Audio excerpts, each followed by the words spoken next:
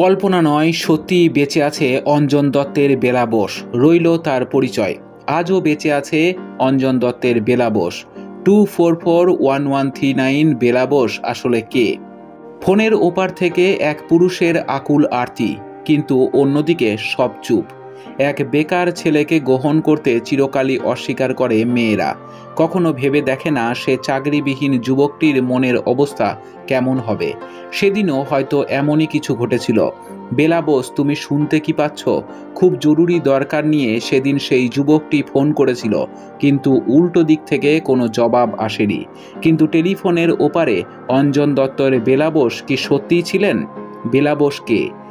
একটা গান শেষ হয়ে গেলেও গল্পের শেষ কিন্তু সেখানে হয়নি। আজও সেই গানটি শুনলে কোথাও যেন কষ্ট বুকের মধ্যে জমাট বেঁধে যায়। আজও যেন মনে হয়, কেন সেদিন নীরব থেকেছিল বেলা? বেলা নিজের ভালোবাসাকে কি অস্বীকার করে বাবা মার পছন্দকে মেনে নিয়েছিল সেদিন? উত্তর পাওয়া যায়নি আজও। তবে একটা প্রশ্ন সকলের মনেই জেগেছিল, কে সেই বেলা বোস? 244139 নম্বরটির অধিকারিণী বেলা বোসের কি সেদিন কিছুই বলার ছিল না? অঞ্জন দত্তের বেলা বোস আসলে কে? হ্যাঁ, বেলা বোস ছিলেন। অঞ্জন দত্তের সেই বেলা বোস শুধুমাত্র একটি কাল্পনিক চরিত্র নয়, বাস্তব জীবনে তার অস্তিত্ব রয়েছে।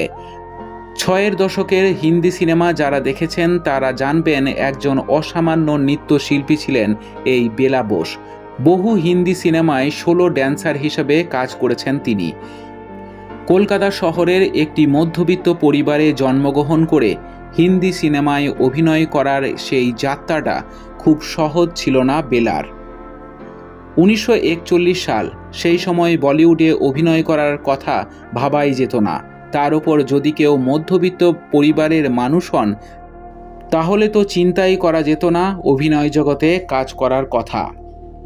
বেলার বাবা ছিলেন কাপড়ের ব্যবসায়ী, মা ছিলেন গৃহবধূ। 5 সন্তানকে নিয়ে মোটামুটি জীবন কেটে যাচ্ছিল বেলা বোসের বাবা মায়ের। হঠাৎ মুম্বাইতে ব্যবসা করার সুযোগ আসে বেলা বোসের বাবার কাছে, আর সেই ব্যবসার উদ্দেশ্যে কলকাতা থেকে ব্যবসা গুটিয়ে মুম্বাই পাড়ি দেন বেলা বোসের বাবা।